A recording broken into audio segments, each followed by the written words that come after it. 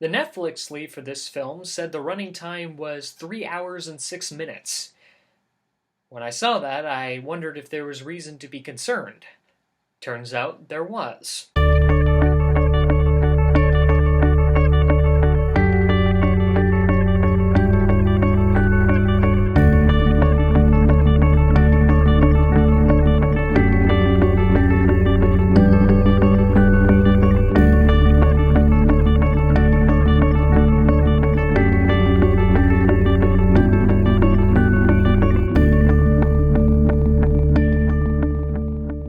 The Great Ziegfeld was the Best Picture of the Year for 1936 at the Ninth Academy Awards.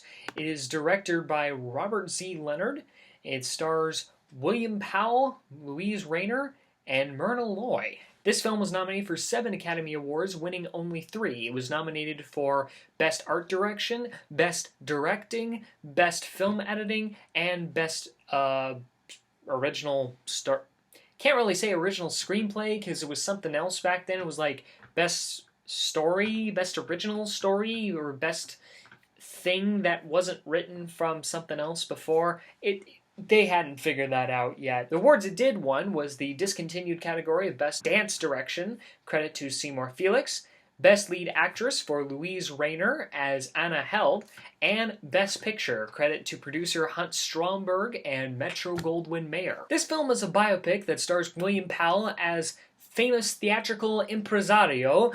That's what the Wikipedia description says. He was a theatrical producer named Florence Ziegfeld Jr., or Flo, as was his nickname, or Ziggy as another nickname, but Florence Ziegfeld.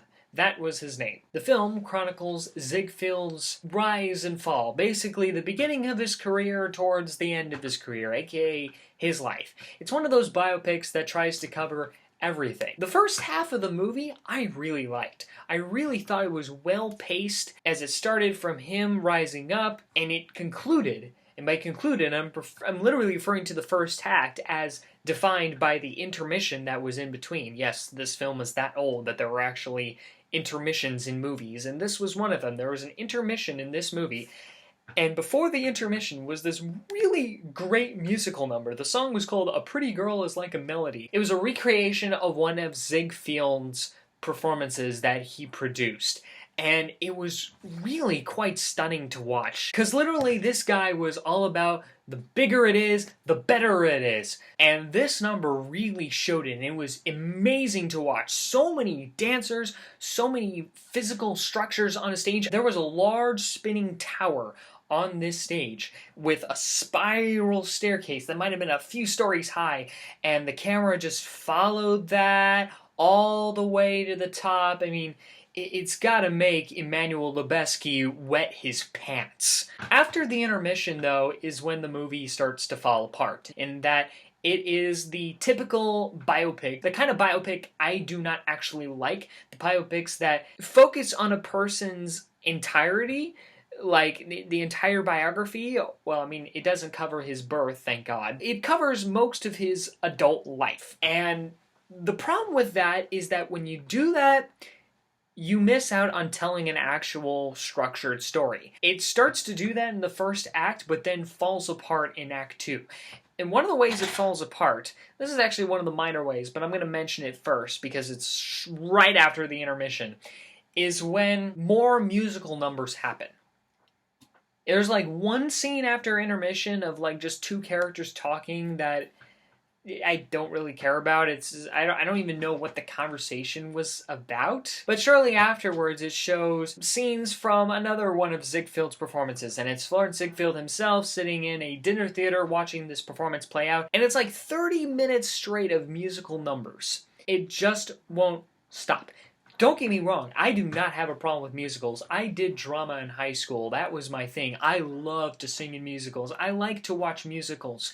But the problem with this is that it's not a musical in that it has people burst into song. It's not one of those musicals. I'm okay with those musicals because that's a musical that knows what it is.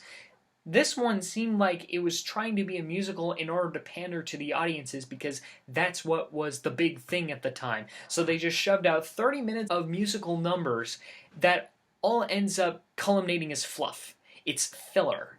It's filler and it doesn't play into the bigger plot. It's more like, hey audience, here's something to look at for 30 minutes. And after a while, I was sitting there thinking, when is this going to stop?